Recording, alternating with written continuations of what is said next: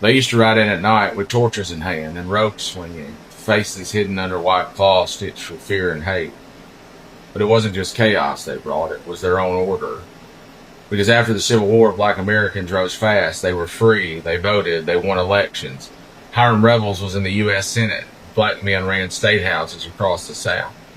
They held office, they passed laws, they rebuilt what slavery had tried to destroy, and white power couldn't stand it.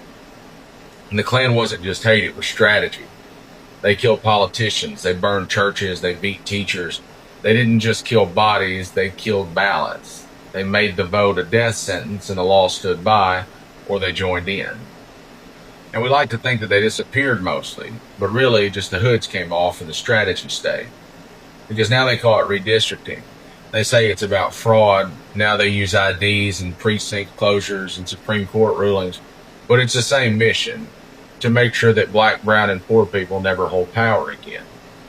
In 2013, Shelby County versus Holder gutted the Voting Rights Act.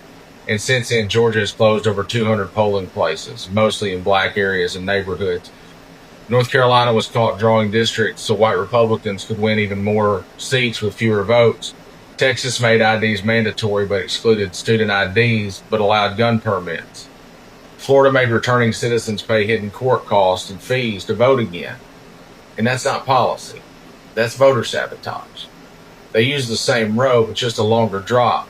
And it doesn't stop with votes. They rewrite history in textbooks, they ban authors, they silence teachers, they pass laws to criminalize protests and jail journalists. They flood local elections with out-of-state money and dark pacts. They redraw maps in secret rooms and deny it with a grin. And they do it while waving flags and quoting Bible verses, but the intent is the same, to preserve white power at all costs. And it's not a political game, it's the same war, it's the same enemy, same sickness passed down through generations like an old family Bible. And now they sit in Congress and they write legislation and they pass laws to bury the future. They close polling places and call it budget cuts. They redraw these maps and call it fairness. They gut rights and call it law and order. And they lie and they lie and they lie because if they told the truth, they'd hang themselves with it. They don't burn crosses anymore. They burn the system from the inside and they call it patriotism. And we don't call them what they are. We say partisan or polarized or controversial, but changing the uniform doesn't change the Klan. They walk through the front door now. They smile for cameras, they swear on Bibles, and they run the show. Right now in Texas, Greg Abbott has called a special session to redraw the state's 38 congressional districts, even though redistricting was already done.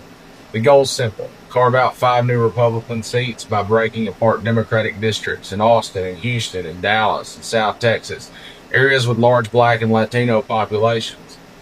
His allies have admitted it's based purely on political performance. And legal concerns have been raised from the Department of Justice and they've been ignored.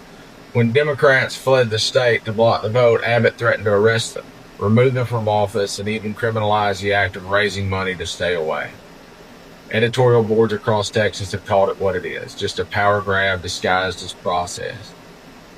You see, originally the hoods were worn to mask the identity of the individual because the intentions were too obvious to hide.